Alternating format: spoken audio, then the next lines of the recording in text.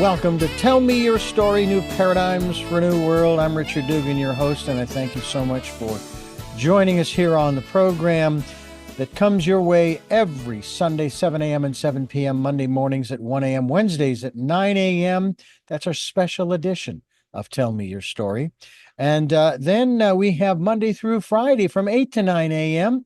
That's 9 programs, 9 different conversations, 9 different opportunities for you to hear about subjects that maybe you might hear somewhere else. I don't know, but you'll hear about them here on this program. And we are also encouraging you to check out our podcasts on SoundCloud, iTunes, TuneIn Radio, Spotify, Stitcher, Player FM, Blueberry, iHeartRadio, and we're also on YouTube where you can watch these conversations. I hope you will. And we also hope that you'll subscribe as well as click notifications so that when I post a new conversation, you'll know about it and you'll be able to tune in, listen in, and hopefully be entertained as well as educated and inspired. We ask that if you would like to be a part of the work that we are doing here, you would like to support us financially, we would be ever so grateful. We do have a PayPal account. It is there for your security as well as ours. And the email address that you want to put into the field when they say, whom are you sending this to? Richard@richarddugan.com.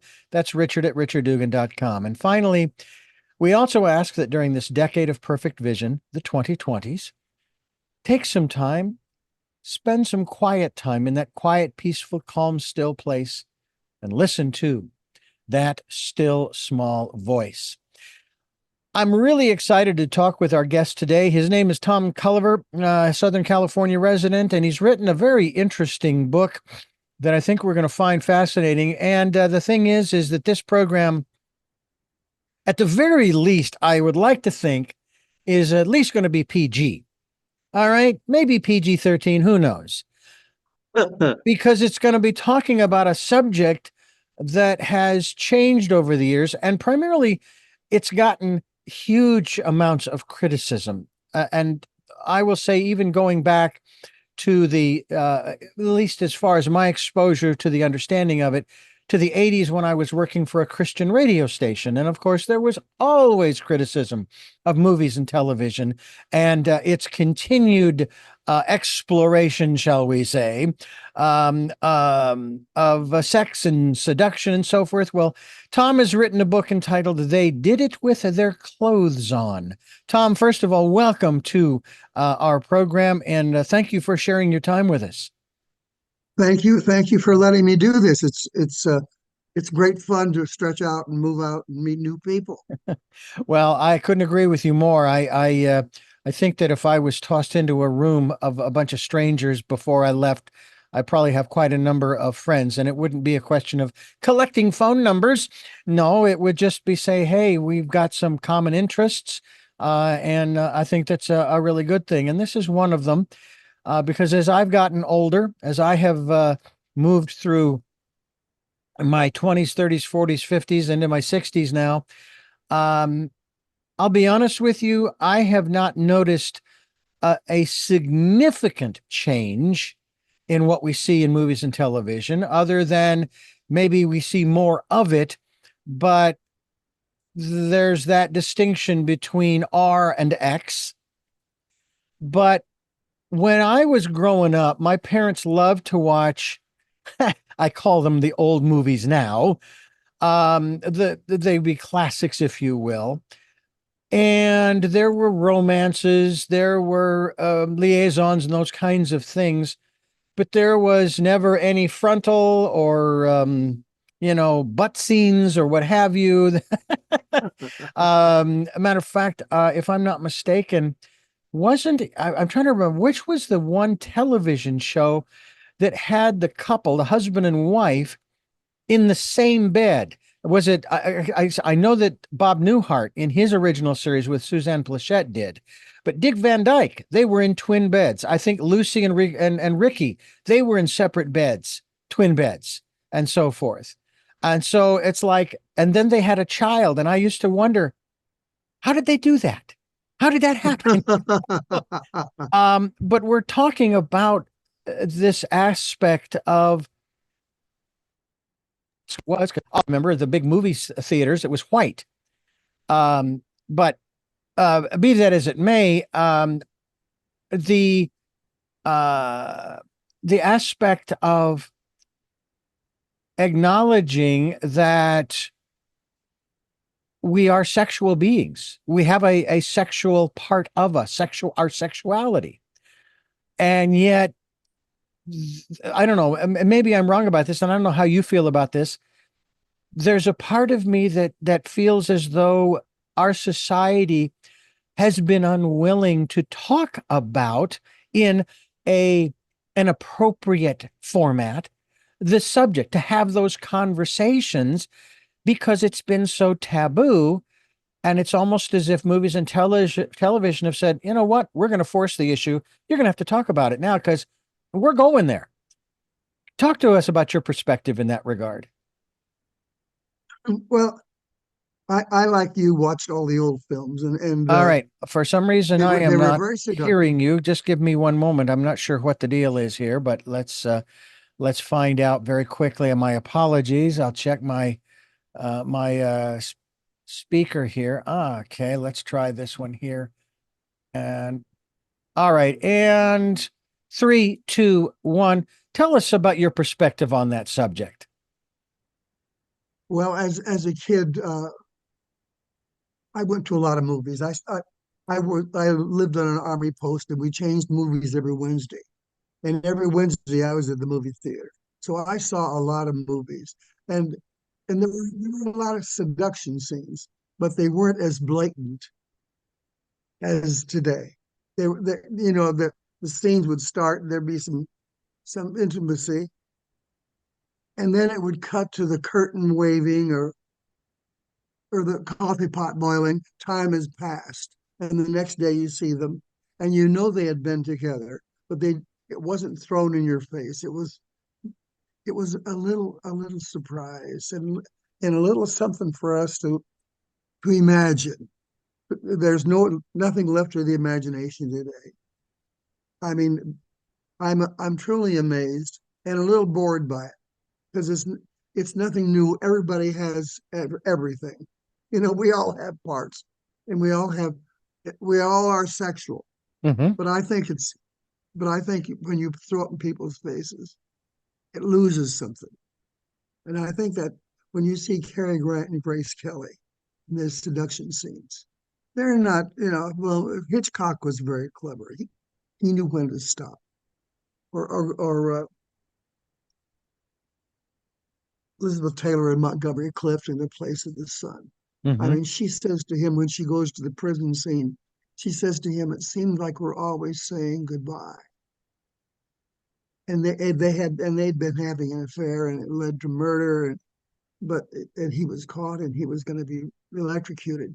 But there are some scenes that are so tender, and yet there are a lot of scenes that are sexual, because how can you not see Elizabeth Taylor and Montgomery Clift and know that there's a sexual thing going on?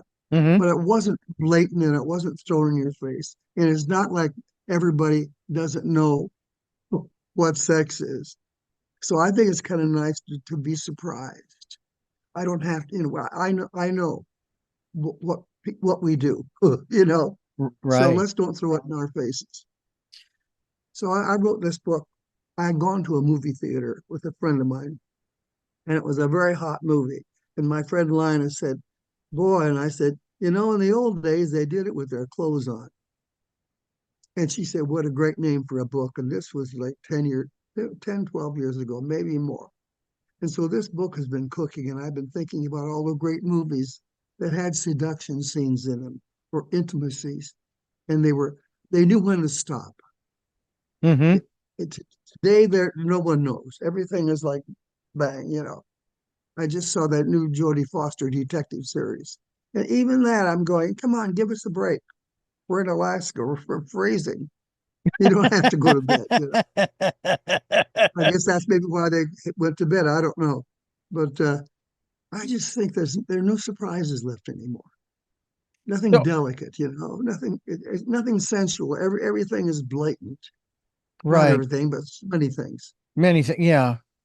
Do you think that there is a certain element in our society that uh because some people would say who, let's say, who don't have a problem with this in terms of showing this, oh come on, Tom, you're just a prude.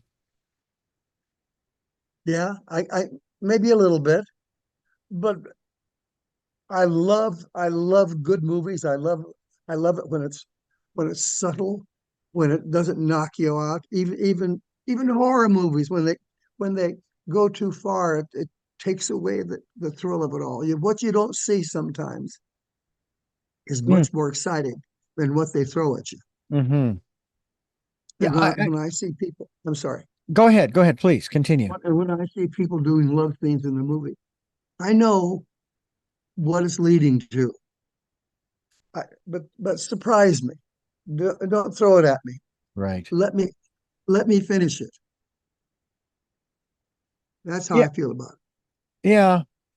So obviously we have the impetus of, in terms of, and obviously you spent a lot of time in movie theaters because your career is scattered with various movies that you've been involved with, as well as television series as well.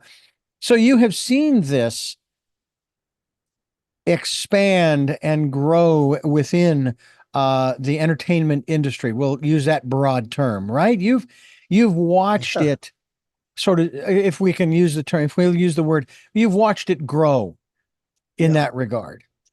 yeah. Now, when you say that you want to be surprised,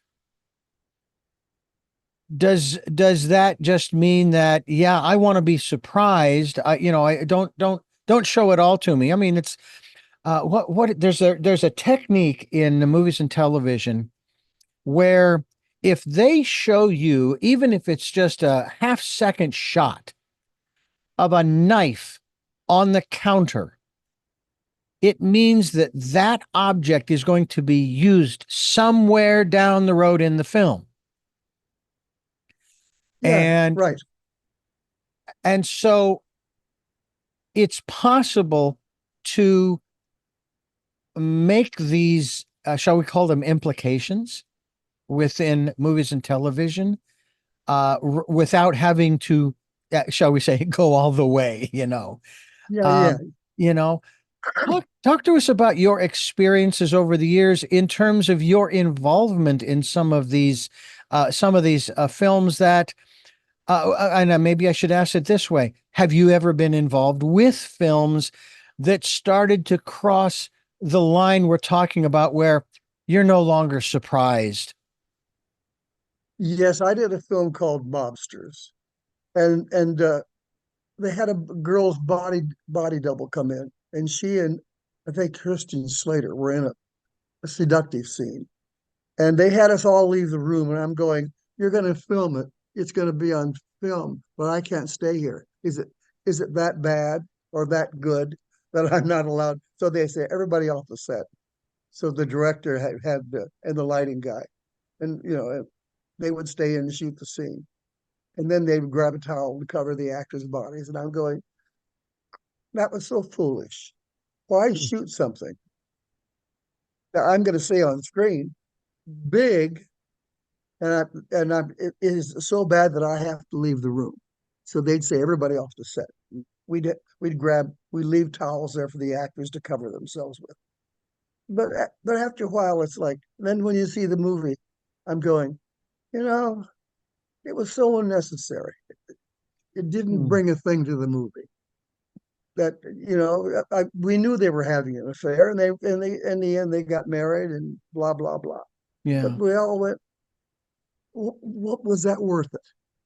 I Yeah. mean, you shoot the sex scene, and then you're going to cut part of it out. So why bother doing it? That's a very We valid all point. just thought, yeah, I'm sorry. Yeah, We no, just go all ahead. thought, we just all people thought, why are they doing this? It's no surprise. We're all adults. It's no surprise, and it's not going to bring a thing to the film. And when they cut the film, and they really cut it, you want I don't I kept thinking, gosh, this scene, there was a scene here. What happened to that scene? Another scene, it was more interesting. But Yeah. the editors and the director, of course, had the win and cut it, and they really cut it. And I'm going, didn't bring a thing to the movie. Did that scene was still, and it took a half a day. Yeah. Why? Why did they bother? Did you feel, and And the folks, movie he's still wasn't good. still didn't make box office, as they say. Speaking of No, it which, didn't do a whole lot. yeah, I find it fascinating and frustrating. This is a sidebar. When I hear such and such movie grossed X number of millions of dollars, it's the top grossing this, top grossing that. And I'm sitting here thinking that is not an accurate uh, uh, statistic to show that the movie is doing well. And the reason is because the price of tickets has risen dramatically over the decades. Tell Mm. me how many people saw it. That's the statistic that says the movie was a hit, not how much money it made. Now, I understand they want to recoup their investment and all that kind of stuff. But when you're talking about the number one movie, how many people saw it? That's, it's just like, okay, well, then when we do the census, we won't count people. We'll just find out what their gross annual income is. Okay. Yeah, yeah, yeah, It doesn't make any sense to me in that yeah. regard. Because the tickets are now $18 and $20 for a movie. I mean, come And then, on. of course, then there's a 30, 40, and $50 for the concession stand. Well, yeah, and the popcorn, and you get a popcorn and a drink and a candy bar, and there goes $25. Yeah, you almost have to mortgage the house again, a second mortgage. Yeah, you have to sneak in your own candy. Yeah, if you're lucky, you don't get caught. Tom Culver is my guest, and he has written a fascinating book called "They Did It with Their Clothes On," and we're talking about the aspect of romance and sexuality and intimacy within the entertainment industry, both the big screen and the small screen. And of course, nowadays it's the small screen and the smaller screen and the still smaller screen. I've kind of observed, Tom, that speaking of the size of screens, I remember when I was a kid growing up and we had this little black and white TV on a rolling cart in the living room. I think at one point we actually did have one of those. It wasn't a big console, but the TV was the tube was inside of a wood frame, box kind of thing. And it stayed probably 10, 12, maybe 14 inches, that kind of thing. And then they started going big. And I remember my very first HD TV was actually a tube TV. It wasn't one of these flat ones. It was one of these, it was real deep and heavy as a son of a gun. Yeah, I And had one of now those. we carry around these screens that we can watch, and people are satisfied with that when they're on the go. But you have to have 100-inch TV on your wall. And now I'm seeing what's coming back again is projection onto the ceiling or the wall in your home. Do you think that what's your perspective in terms of these changes in our viewing habits? Does that really make that much difference? And does it really make any difference to the makers of these movies and television programs, in terms of, okay, they're going to be watching this on a tiny screen, so we need to do it this way versus it's going to be on a big giant screen in the theater, and so we're going to do it this way. Do those aspects make any difference? I don't think the producers and the directors really care. I think they want to do their movie. And if it's shown at home on a sheet against the wall or outdoors, they're happy, but they don't do it for that. They do it for the theaters Okay. and for the big screen. Right. Right. I want to ask you about some of the work that you've been involved in. Obviously, you've been involved in movies and television. You mentioned Mobsters, also involved with a movie, Town and Country, and then I love this one. This runs right alongside of another movie that I really enjoyed. This one you were involved in called "What Planet Are You From?" And We I could be, loved it. Yeah. yeah, we could be asking that question of quite a number of people on this planet right now. But just the title alone, and I'm going to have to check that film out. A movie that came out, and I don't know if it was 10 or 15 years ago, with Stephen. No, let's see, what was his name? Oh my goodness! But the movie title was "Looking for a Friend for the End of the World," and it was basically about how there was a meteor headed for Earth, and the main character, Steve Carell, that's his name. He starred in Yeah, it, and he's good. looking for, he comes across this one gal, and they're having a good time and everything. In terms of knowing that the end is near, then he finds his father, and he wants to basically reconcile. And the dad's going, I tell you, you want me to say this and do that? He says, no, I don't even want to go there. I want to sit down and have a nice, friendly dinner with my father, and so on and so forth. And of course, the end of the movie is real interesting. I won't spoil it for anybody, but the ending is not what you expect. I personally think that they made a mistake not incorporating Bruce Willis, calling him and his gang to solve the problem, He had as to as save the has world. exactly as has been the case in many instances. But you've also been involved with television programs, and here's one of these programs that you would have thought would have been ripe for the picking when it comes to this subject matter. They did it with their clothes on. The Love Boat. Yeah. That was, can we say that it was indeed family friendly? I mean, my folks and our family, we sat around and we watched it with Captain Steubing and so Yeah. forth. What are your thoughts, being involved in it? What did you think? Was it done? Was it done well? Yes, it was, I loved working on it.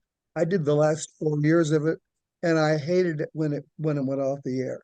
I just I would like to have done 4 more years. I love the traveling. I liked it. I like the actors very much. And the love scenes were like quick. I mean, they were they were they were not intimate.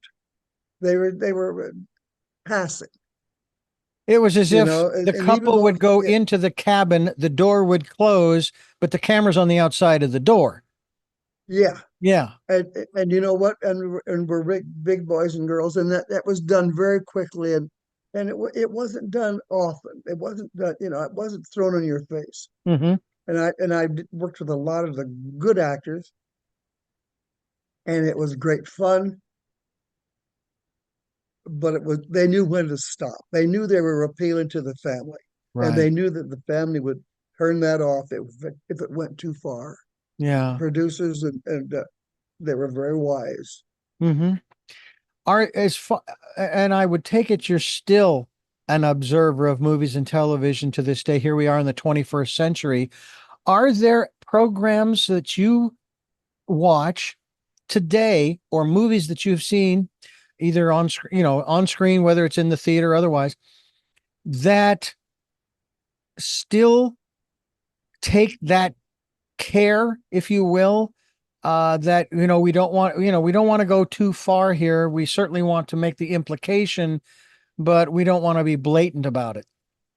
Yeah, yes, there are a lot of films that know when to stop, uh, and I think they know that at the box office, if people are going to take their kids, and the kids are big ticket buyers, big moviegoers. Hmm. They got they've got to be careful. They've got to know when to stop and not be blatant about it and be subtle. And kids today are very mature. They're not like we were. They're, I mean, the kids today at 14 and 15, Yeah. very mature. Yeah. I was a hick, till I got out here into the service from Hmm. the Midwest.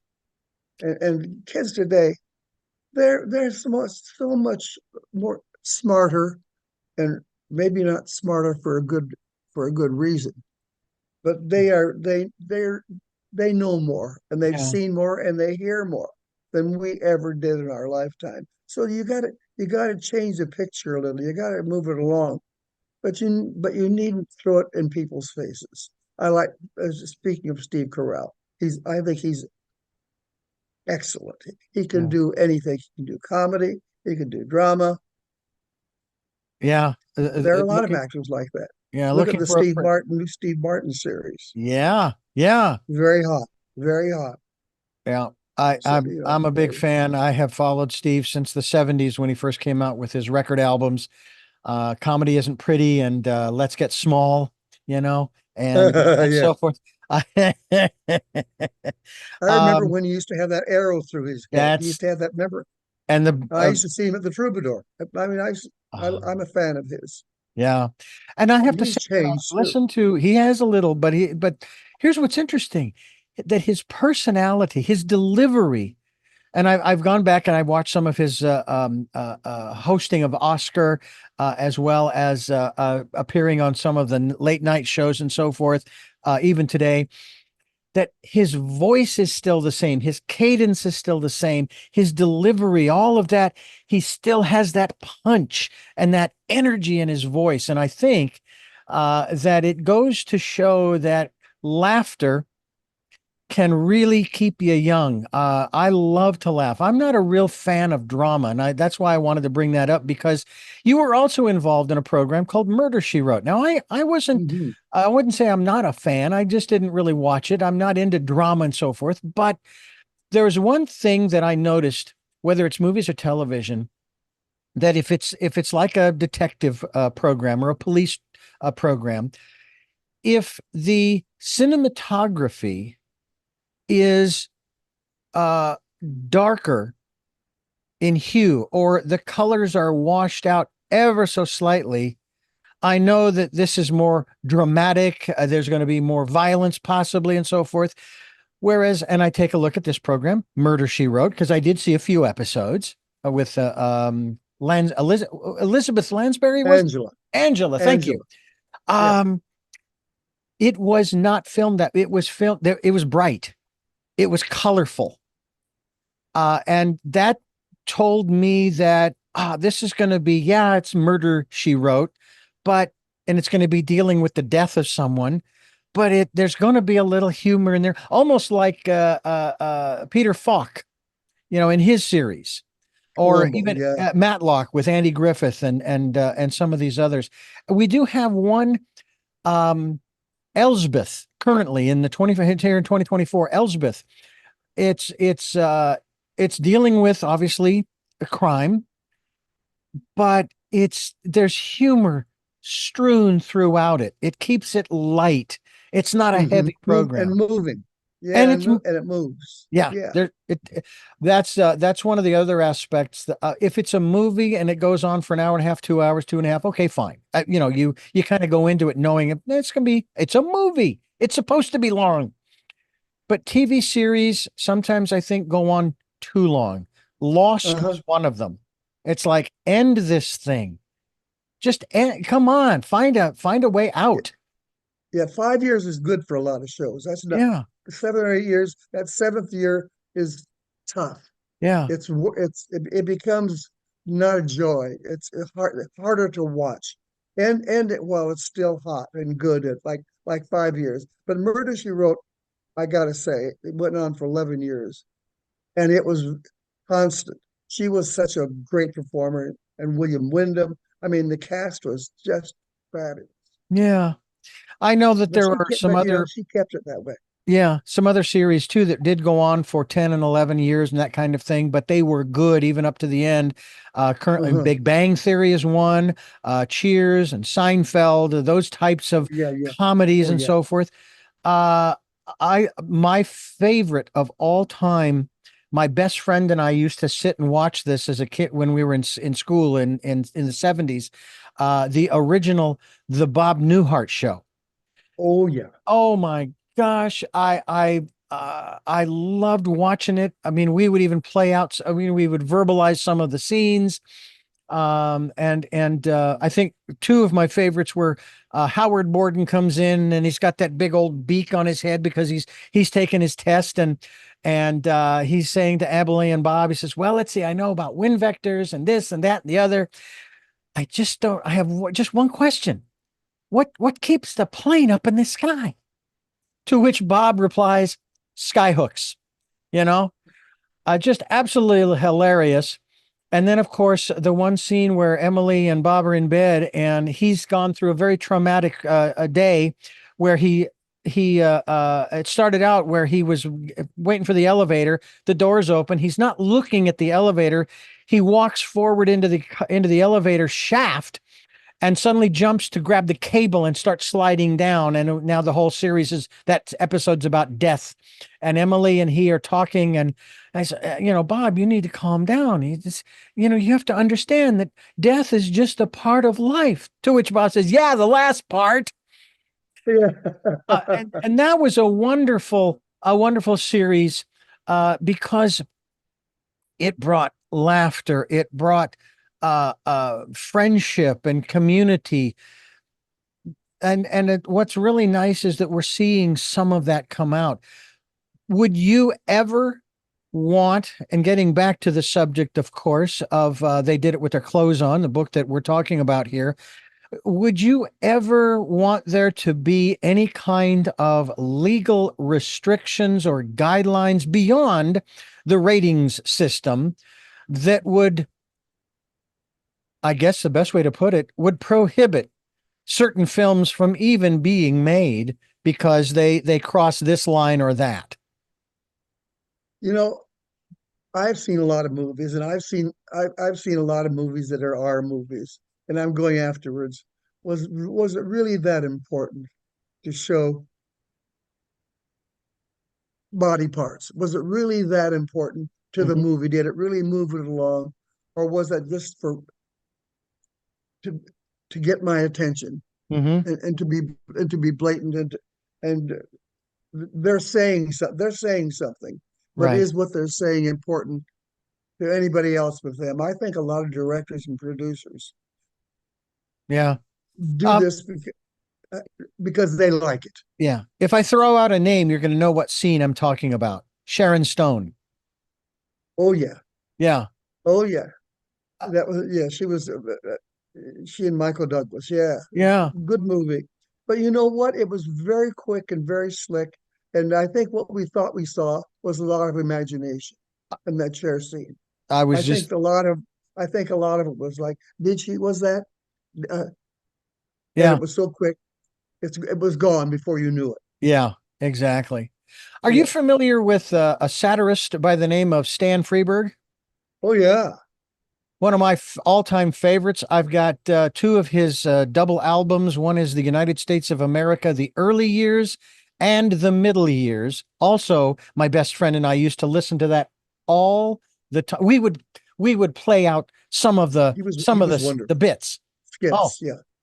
um, and of course, I have never heard anything in the context of, and of course, most of his was, if not all, was audio. I don't know that there was a lot of visual, although I do remember a commercial that came out, a television commercial or um, public service announcement, maybe, in regards to the theater of the mind. And I'm thinking that a lot of people are of the persuasion that the visual arts in this regard, as we're talking, they've got to show everything, whether it's a sexual nature or blood and guts and that kind of thing, as opposed to, I love the phrase, I want to be surprised, and just implying it. Hmm. It's like the end of the last series, the last episode of The Sopranos. They left Mm. it up to your imagination as to what happened next. And I A lot still of people, wonder. I'm And I sorry. still wonder what happened. Yeah. um, that's really kind of what you're talking about here when you're talking about They Did It With Their Clothes On. Is yes, we'll use your phrase. I want to be surprised, but there are times when it's okay to just imply it Yeah, yeah. and just go there. I think they don't give the public enough credit, perhaps, for having been around and Yeah. having knowledge and having been there. And they and I think the public just wants to be stroked a little. Mm-hmm. And I think Yeah. we got to know when to stop. Yeah. Talk to us a little bit about Tom Culver and his background, his not so much your career. I want to go back even further. what philosophy, if you will, were you raised with? And when I use the word philosophy, you can say a religion, if you will. But how were you brought up?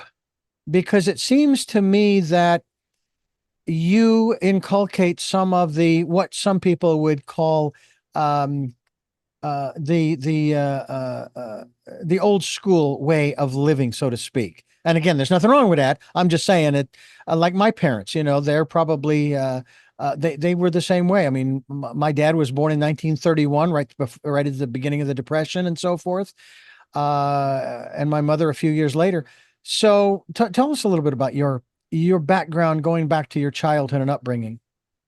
I think the time colors our life a great deal.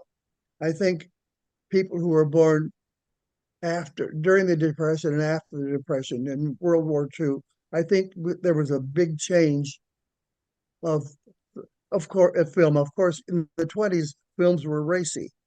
That's why we had the Breen office. They were a little racy. But in the 40s, there was a sense of drama, and you got so you loved the stars.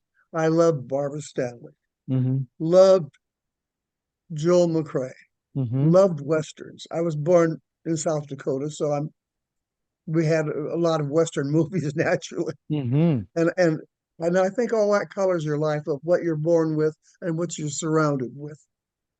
And I'm from a large family, and there was always three or four of us home, and that was kind of how it was.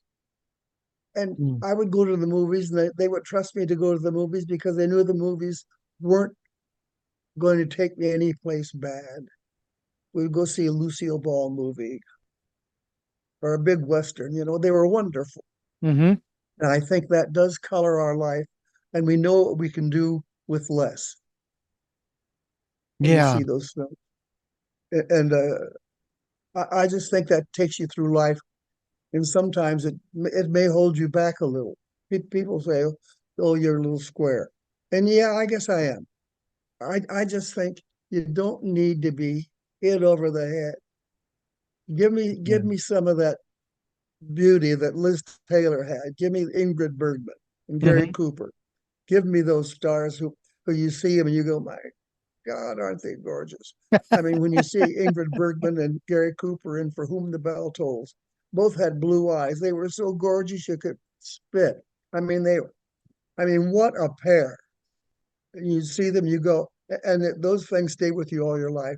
And it was subtle, and you know they were having an affair, but it wasn't thrown in your face because it was a big action film. Also, I Yeah. think, I think the directors knew what to do with less then. Interesting. The Hitchcocks and those people. Yeah. They they they did a lot of. There was always a little sexual innuendo in Hitchcock stuff. But he was so subtle. He wasn't blatant. Right. And and a sense of humor, a great sense of humor about sex, about everything, Mm-hmm. not thrown in your face, given to you. How do you think that the digital age has impacted the making of films beyond the technical aspects in terms of one's perception, or does that really have anything to do with the storytelling that we're looking at? I think everything has changed, and I think everything is going in a circle. I think like life, it's a circle.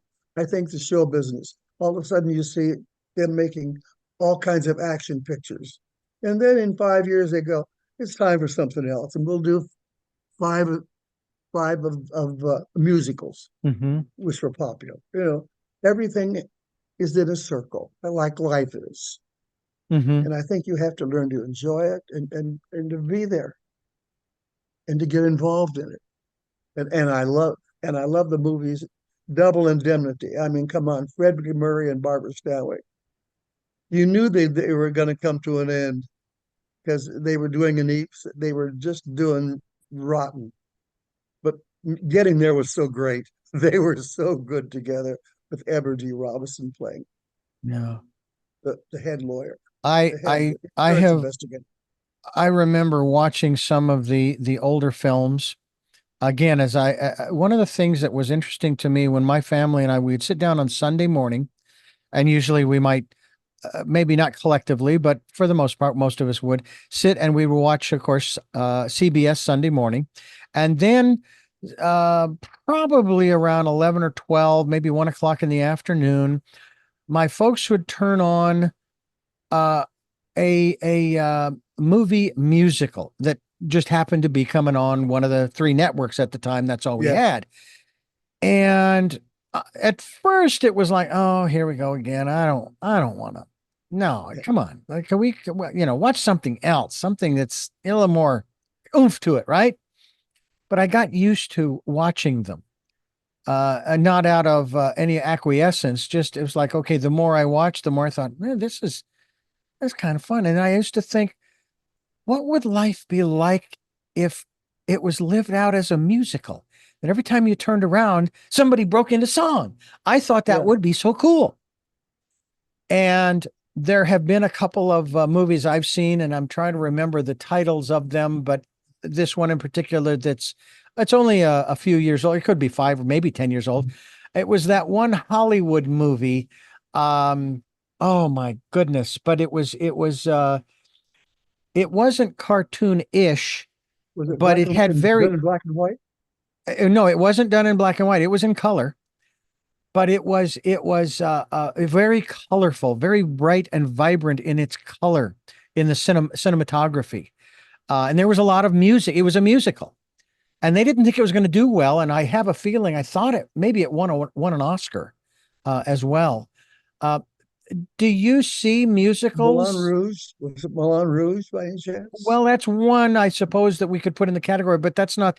I have a feeling it had the word Hollywood in it, but I'm just not remembering it off the top of my. With Gosling, he played a musician, and it was about his life with this romance. And in the end, she chose somebody else, and he went back to the jazz club and was playing piano. Was it La La Land?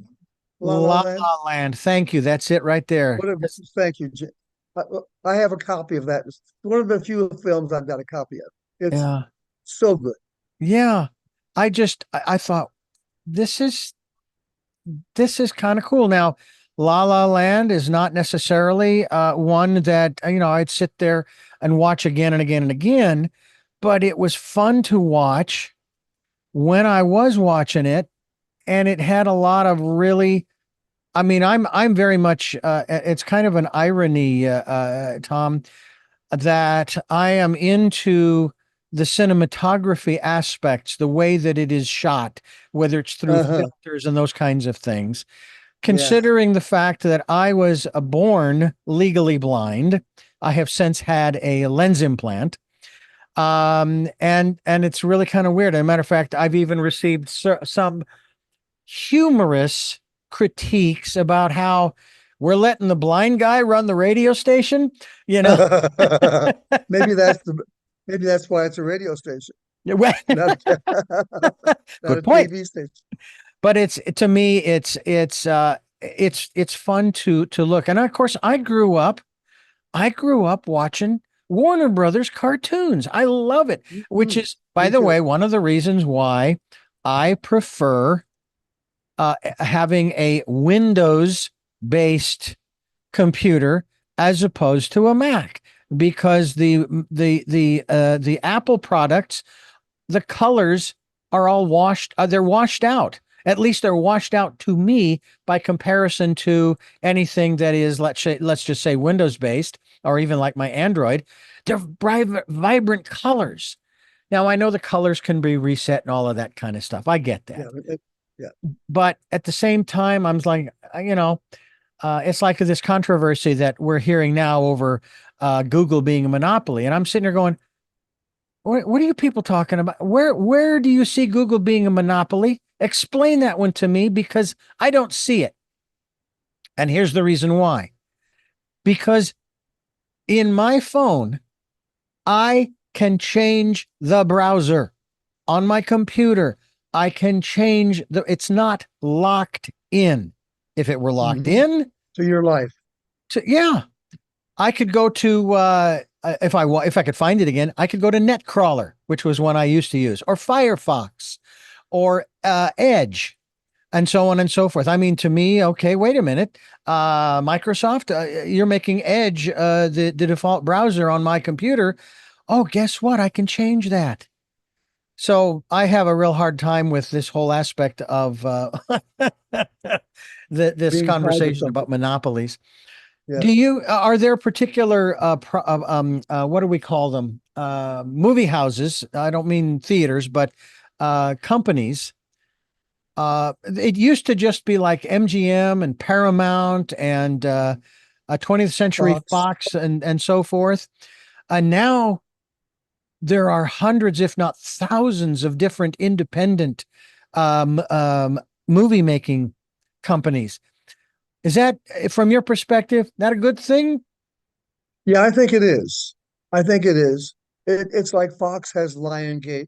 A lot of the studios have subsidiaries, or Hmm. they have, or they have a company will make a film and they will release it, released by 20th Century Fox. It isn't always made by them, you know. And years ago, you'd say, "Oh yeah, MGM musicals, Fox musicals, Warner Brothers drama, Paramount drama." But that's gone. Yeah. Now they've moved around and they do more. Mm. Paramount will do a great drama, and then they'll do a great musical. Do you think that some of the violence uh, in movies, kind of shifting out of the sex and seduction aspects of film, maybe go a little too far as well? Uh, I remember when The Godfather came out. Matter of fact, I remember when the book came out and I wasn't allowed to read it. I was only 14 or 15. Um, but I remember when The Godfather came out, and I did see the first one anyway. I may have seen two and three, and I'm going, whoa, that was pretty darn horrific. Some of those scenes, including the horse's head in the bed, that was Oh yeah, that yeah, was oh. But do you think that in its day, that was pretty controversial? But we don't hear a lot yes, about that these days. I remember one that we saw, my wife and I saw, The Hurt Locker, and I thought it was done well. I mean, I've never been, uh, you know, in the military myself. I can say I've seen a lot of movies, both yeah, World War I and World War II, and so forth. What's your take? yeah. I'm just talking about military movies from here to eternity. Hmm. I mean, it was a fabulous book Hmm. plus a great movie. I mean, the cast was good. You see it, and I'm never tired of seeing it. I maybe see it once a year, or a movie like All About Eve. Hmm. I have to see it once a year. It's clever. It's Yeah. biting. George Sanders plays this agent who's, I mean, he's brittle, and his delivery is so fabulous. And Betty Davis, everybody is tip top in that movie. Yeah. So I see it maybe once a year. I never get tired of it, those kind of things. And there's a little sex in it, but it's not thrown in your face. Right. Right. If you want to go down to the red light district and watch some of those, okay? Just, Yeah, yeah, yeah. But you're watching a young Marilyn Monroe in that, and she has, and she's sent there to seduce somebody, and she's trying to further her career, and she thinks that that's how she's going to further her career is by yeah. seducing the producer. Yeah. She said, "Oh, here I go again," But it's got, and then it stops. It doesn't throw it in your face, and it's, what's going on. Yeah. Yeah.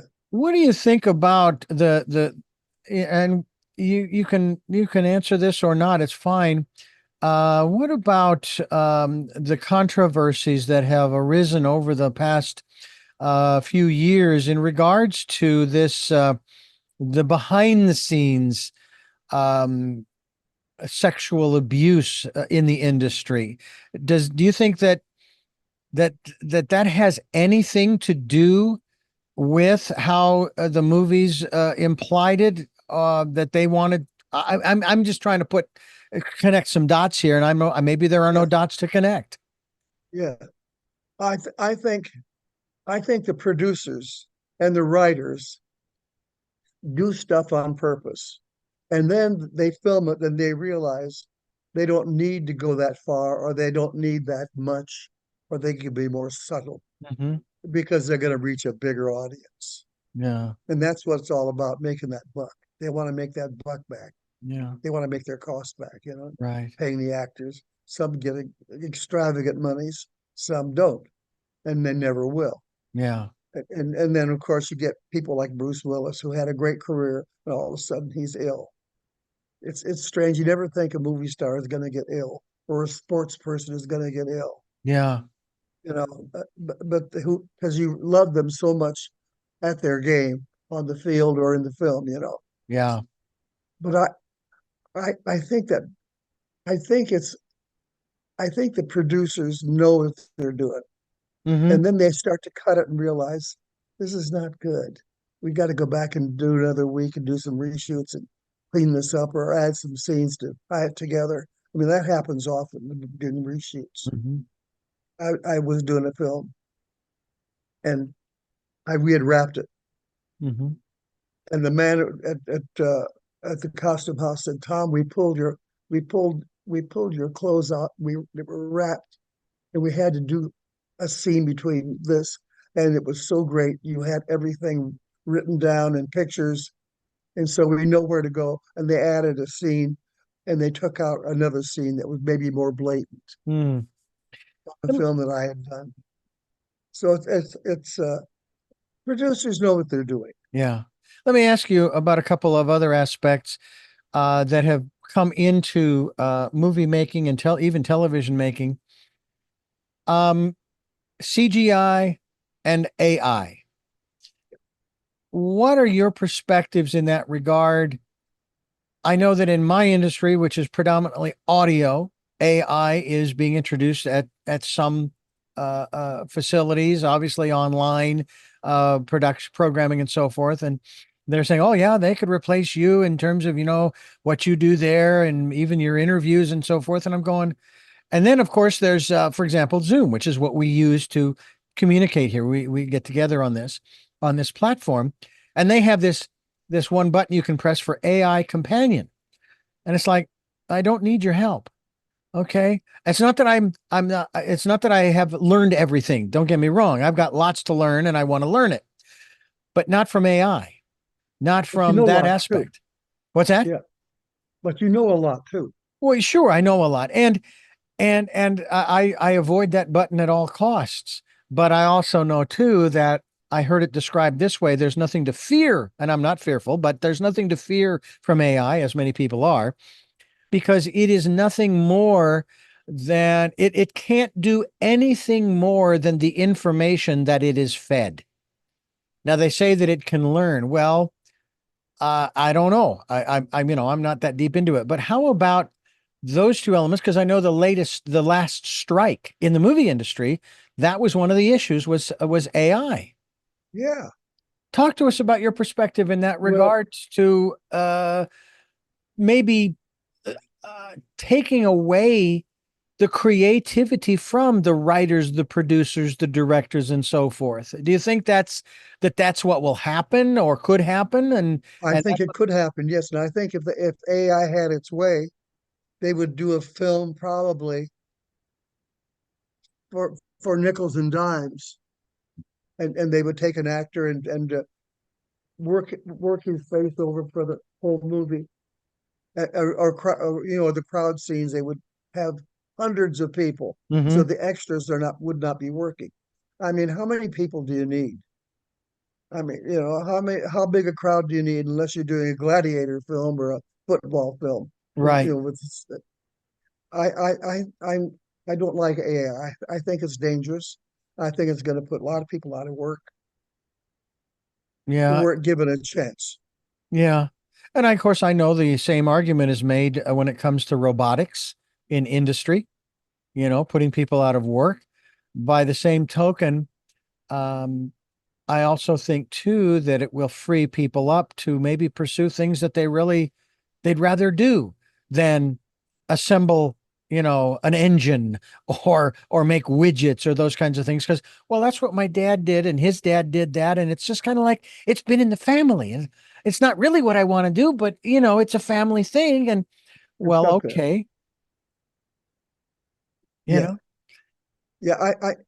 I think those are all a little dangerous. I think they're good for what they are. But I yeah, think if you make them the whole thing, the whole visual thing, I think it's gonna it will ruin the business. yeah. I really believe that. I think AI, I think it's dangerous. So let me ask you, what do you think the state of the industry is today, 2024? Well, I tell you what, we've never gotten over those strikes we had. The town has not gotten back to work yet. And I think because of those strikes, a lot of jobs have gone out of town. Canada, of course, has taken a lot of film business uh, because it's cheaper to work there. But I remember when Bill Clinton gave Canada the big break, and people flew to Canada to do film because it was cheaper. And Hmm. that's we have to learn in this country to soften where the money's going. The producers and the big stars. I mean, it's nice to make a salary, but you don't have to make it out of one movie. You don't have to make your life salary out of one movie. If I you're think good, you'll keep on working. I'm not sure if I've done this, and I don't know if I would have to put it up on an Excel spreadsheet and do the formula. Uh, I wonder how many people have done this, where you go in there and it gives you your totals, every year's annual totals, right? And I'm not sure, but since I started working at the age of, say, 12, I was paper boy starting then, and then moved on from there. Um, I think that I am close to having earned in the 50 52 years that I've been working overall, probably close to $1 million. Maybe. I may be exaggerating, maybe 500,000. I don't know. And it's because I've worked at so many different places and done so many different things. Mhm. When you look at the industry as a whole, um, can you describe your impressions of, and I'll put it this way, the soul of the industry? Is it deeper than it used to be, or is it more shallow, in terms of what its message is in general, that we just want to entertain? I think there's a lot of control in the film business. I've worked with a couple of big directors who I thought found to be very controlling. And I think that looking back, they will say, I read this director's book, and he said I was bad during that movie. I was doing drugs and pills, and I was very controlling. And he said, I'm so sorry, but it's too late. You've done the damage to people. Mm-hmm. You've been difficult, and you've made us all dislike you, and you made us all not care about your work. But I think it's power. It's a power thing. The film business. Everybody wants to be the star, Yeah. whether it's on the screen or the writer or the producer. Everybody wants to be the star. And you know what? You're not going to be the star. That's why you have movie stars. We people who dress them. We are the dressers. We're costumers. I worked on with Gary Shandling, one of the nicest people in the world. A joy to work with. Every day a joy. Mm, Kind, fun. And we'd sit in his trailer and laugh. And he'd have his assistant with him, Kelly. mm. And I worked with some. He was just fun, and he didn't have a chip on his shoulder. He just wanted to make a good picture and to have Yeah. fun and to have something he could look back on and when it was done and say, yeah, that was a good thing. You So know, I've worked with fabulous people, Yeah. but there are a lot of people who aren't fabulous. I'm sorry, in Yeah. our in the world. Yeah. Yeah. You know, there are some actors that I love watching, and that based upon their performance on the screen or on the, whichever size, I would love to just sit down and talk with. Now, and here's the other thing too. My wife and I, we moved to Santa Barbara from Phoenix. Now she's a Santa Barbaran. So she knows that actors and, movie producers and all this kind of stuff, they frequent the area, right? And she told me very early on, she says, if you should notice someone, don't go nuts over them, because they put their pants on one leg at a time like you do. Okay. And of course, I never did. I never did that, even if I did recognize someone. But there are people like Samuel L. Jackson, Denzel Washington, Tommy Lee Jones. I'm trying to think of and Jim Carrey. Now he's an interesting example of someone who said, you know what, I've done all I want to do, and I've actually listened to and watched his commencement address. That it's like everybody should listen to that. It was just amazing.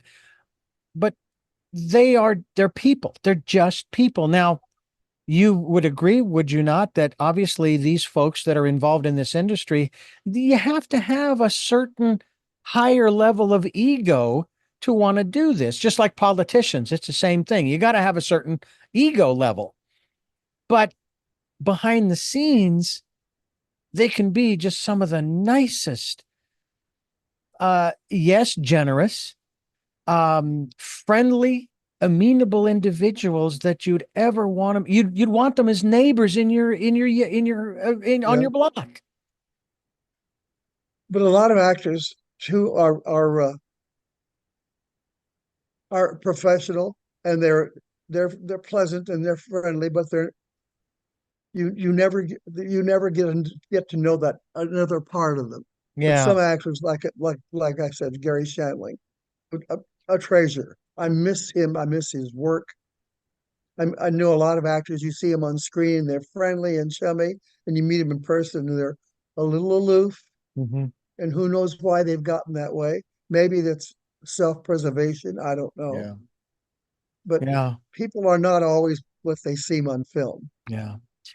as well One, you know. yeah, one final question along these lines and everything, and we're going to wrap things up here. What about musicians in movies and television?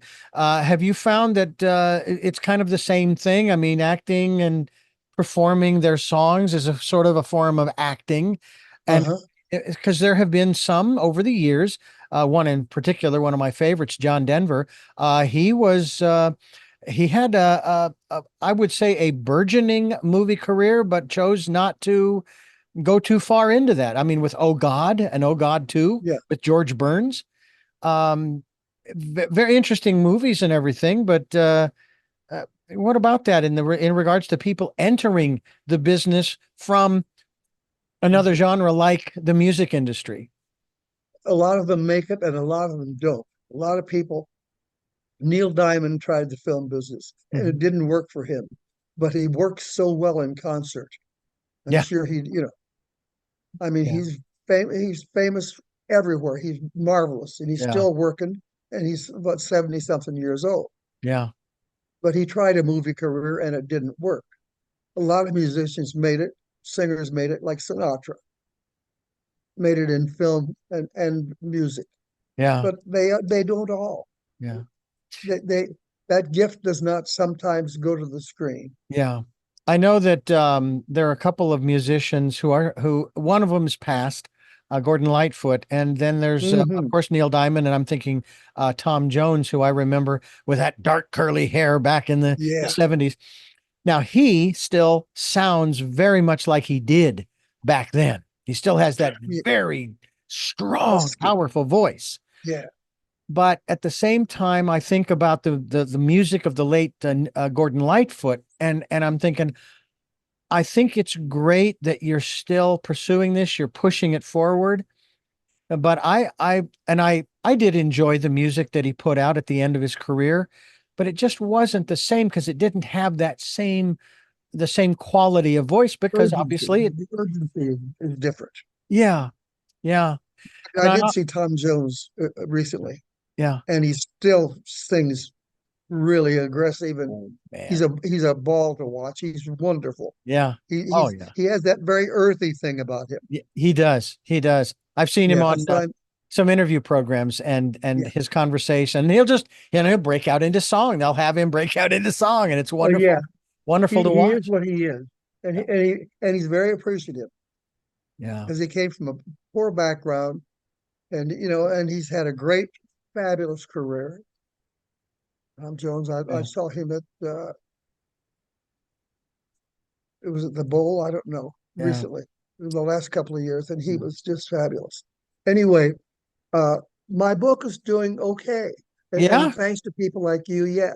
And these movies in it, I mean, Casablanca. What's better than Casablanca? Yeah. And Tom Jones. I mean, that was just a Albert Finney was just a killer in that movie. Yeah. I One mean, other person I'll mention, music artist that, and you talked earlier about the actors and they're human and they're this way on the screen and maybe a little aloof off the screen and so yeah. forth. And I will tell you, the documentary was very hard to watch of Celine Dion. But I thought this is one brave woman who is willing to literally put herself out there and say, this is what's happening. I want to get back to my love, which is singing on stage to audiences. Yet I'm going through this and so forth. And what I find interesting, and I don't read them, I don't read the tabloids, but what I find interesting is that when someone like that does that and they put out the information, it really takes the wind out of the sails of the tabloids. I really do believe that. Oh yeah. Well, because there's a bit the tabloids color it differently. Yeah. When a performer like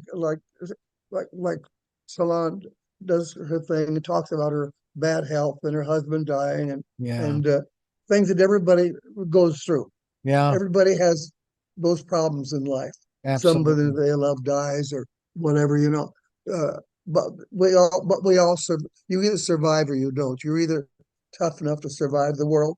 Yeah. But I, but I love movies. Yeah. I love the old. I particularly like the older movies. I'm sorry to say, uh, there was a romance about them, Yes. No, I hear you. and the stars were fabulous, Yeah. I hear and I got them in my book. Absolutely. And it's called They Did It With Their Clothes On, having to do with Yeah. the golden age of Hollywood. Tom Culver is my guest. Where should people go? I mean, I'm certainly available on Amazon. Do you have a website? Yes, I do, and also Amazon. Right. Amazon has the book, and Barnes and Noble are just starting to carry it. A lot Mhm. of the Barnes and Nobles. And what is your website? I think it's Tom Culver Sings. That's It's and easy to get to. that's You right. can You're a find me. singer-songwriter. Yeah, yeah, I do. I do a lot of Duke Ellington stuff. I do a lot of classy stuff, and I've worked with some fabulous musicians, and a lot of them, however, would die to do a musical score. A lot of the musicians I know would die to do that Mm. because they all know that movies are really it. Television's great, but movies are really it. There's nothing like that big screen Yeah. And I have for to say, seduction. yeah, yeah. I have to say it's been a long time since I've actually been in a movie theater, not for any other reason other than I just haven't.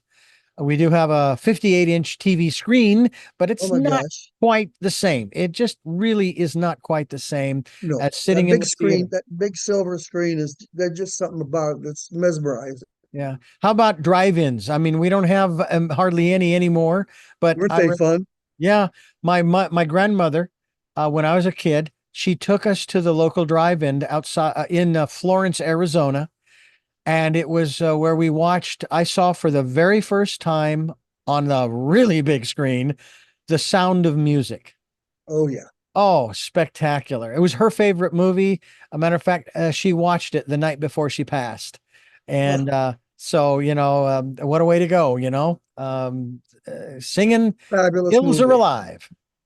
And there were some sexual scenes in it. romantic scenes in it. Yes. Yeah, with the But they, daughter, you know. and also when she met the man, That's right. I Yeah. mean, it was romantic, and but it was not about that. It was about Julie Andrews, who was Yeah. just perfect. It really was. It's Yeah, a spectacular film. perfect film. Tom, I have, first of all, I want to thank you for giving us so much time here on the program. It's been fascinating. It's a lot of fun it sounds kind of weird from me because I still am flabbergasted by the fact that I'm 64. I don't feel 64, but there you are. And being able to sort of reminisce about some of the things that, you and I, we kind of do share. And it's kind of cool. And I thank you so much for giving us this time here on the program. I am so grateful. And again, my book, it was such fun to write, and it was fun to have done, and it's great fun to see it and to hold it because it's very important to me. And Absolutely. it's not going to change the world, but it's a little bonbon about what at the time of when movies were wonderful movies. Mm, When you had the Lana Turners, who I worked with, you absolutely. had the Angela Lansbury's and her in when doing film. So it had a lot of there's a lot of good movies in this book. Yeah. Carmen Jones. I Well, mean, I'll come tell on. you, I have three final questions that I ask all of my guests at the end of each program, and I'll ask those of you in just a moment. But first, I want to thank you for listening to and watching Tell Me Your Story, New Paradigms for a New World, where we're giving you choices and knowledge of those choices to help make your dreams come true. Sundays at 7 a.m. and 7 p.m., Monday mornings at 1 a.m., Wednesdays at 9 a.m. for a special edition of Tell Me Your Story, and then Monday through Friday from 8 to 9 a.m. following the news, streaming live at all those times at richarddugan.com with podcasts on SoundCloud, iTunes, TuneIn Radio, Spotify, Stitcher, Player FM. We're on YouTube where you can watch these conversations. In a manner of speaking, you can get to know and meet the guests, in this case, Tom Culver, and hope that you will do that. Subscribe and click notifications so that when a new conversation is posted that you will be notified. We also ask that if you can support the work we're doing here financially, we would be gratefully appreciative. We have a PayPal account. It is there for your security as well as ours. And when they ask you to whom are you sending, it's richard@richarddugan.com. That's the email address you want to put in there, richard@richarddugan.com. And during this decade of perfect vision, the 2020s, we ask that you take some time to go within to that quiet, peaceful, calm, still place and listen to that still small voice. We hope that you will take the time to do that. With all that being said, we go to our final three questions for our very special guest, and I really have enjoyed this. It's been a lot of fun. The one thing I love most, Tom, is when I am reading a book that is about to be made into a movie. My cinematographer's rolling, and my cast is doing their thing, and I was listening to Dan Brown's The Da Vinci Code. This was before the movie came out. And when the movie came out, I'm going, how did they tap into my mind? Because the characters in my movie, in my head, were the same, not just specifically the actors, but the characters and the way that they looked and the cinematography were almost identical. I was blown away. So that's how a lot of movies get made in many instances. Let me ask you the first question of the three. And again, thank you so much. The first of those three questions is, who is Tom Culver? Well, I'm a lot of people. I write, I sing. I go to a lot of movies. I go to a lot of shows. I hear a lot of, I'm into kind of like jazz, the Duke Ellington stuff. Mhm. I, we're all a mixture of things, and we're all a mixture of things that our past made us into. Your past develops you. So I'm good natured. I love to laugh. Mm. I love music, and I love it that you've taken the time to interview me about my little book here, which is a joy for me. So it's been a treat to be on your show, my friend. Well, thank you. Second question is, What gets you up in the morning? Oh, sometimes nothing gets me up. I sleep, I lay there till 11 o'clock, and sometimes I get up at 7 o'clock going, boy, I got a lot of stuff to do. And then I start writing again, or looking at videos for ideas, and working on music. But just I like to get up. I'm a happy person. I find joy, and I love to go out in the backyard where it's quiet. There's nothing there, and I have a black and white cat, and he's out there, and he thinks he rules the world, and he's very funny, and I see him watching the birds, and I I love it, and I love the smell of the early morning, 6 to 7 o'clock. It's when Mm. there's nobody around. It's just really great. Mm. And the final question for you, and I hope that you of all people that I've had on this program, get this movie reference. What was your best day? Oh, I have many best days. I don't have one best day. I have a best day when I got a job in the film business. Was a best day for me. When I got a job on Love Boat, when the guy came in and said, "We're looking for a costumer. Our guy is leaving," and the guy at the Western Costume said, "Tom is your man. He knows movies. He knows people. He's good with people." That was a best day. Mm. So I have a lot of best days. Mm. Well, Tom, And thank I you. look back and I'm going, I'm great, and I'm grateful. You got to Mm. be grateful. Mhm, mhm. Well, Tom, thank you again for giving us so much time here on the program. I encourage folks to go to your website. And again, you say tomculversings.com, which will be linked to, but also go to Amazon and get a copy of They Did It With Their Clothes On. That's the title of the book. Tom Culver has been my guest. And I want to thank you for listening to and watching Tell Me Your Story, New Paradigms for a New World, where we are giving you choices and knowledge of those choices to help make your dreams come true. And until our next broadcast, podcast, videocast, love to Lal. Jeanette, I am still listening. Dad, continue to be happy because I am. Smokey, I'll see you on the other side. And to my dear friend Zorro, aho, aho.